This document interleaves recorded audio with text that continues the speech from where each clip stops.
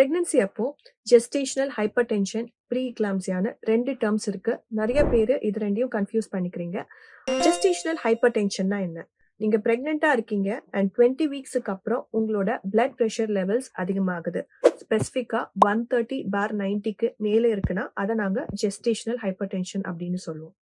இந்த ரைஸ் இன் பிபியோட சேர்ந்து மத்த ஆர்கன்ஸும் இன்வால்வ் ஆக ஆரம்பிக்குது. அதாவது மல்டி ஆர்கன் இன்வால்வ்மெண்ட். அப்படி இருந்ததுன்னா நாங்க அத ப்ரீ எக்லாம்சியா அப்படின்னு சொல்லுவோம். என்ன மாதிரியான சேஞ்சஸ் நடக்கலாம்னா, உங்களோட கிட்னிஸ்ல ஸ்லோவா யூரின்ல வந்து புரோட்டீன்ஸ் ரிலீஸ் ஆக ஆரம்பிக்கலாம். உங்களோட கிட்னி ஃபங்க்ஷன்ஸ் வந்து ஆல்டர் ஆகலாம். இல்ல லிவர் ஃபங்க்ஷன்ஸ் ஆல்டர் ஆயிருக்கலாம். உங்களோட ரத்த அணுக்கள்ல ஸ்பெசிஃபிக்கா பிளேட்லெட் லெவல்ஸ் கம்மியாகலாம். பேபியோட growth அஃபெக்ட் ஆக ஆரம்பிக்கலாம். அதாவது பாப்பா கொஞ்சம் கம்மியா வளருவாங்க. எடை கம்மியா இருப்பாங்க.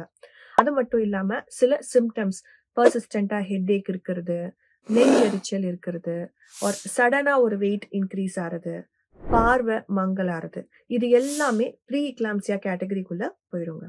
ஸோ உங்களோட பிளட் பிரஷர் பிரெக்னன்சில அதிகமா இருக்கு அப்படின்னா, கான்ஸ்டன்ட்டா டாக்டர் கூட ஃபாலோ அப் வச்சுக்கிறது ரொம்ப ரொம்ப அவசியம். Thank you.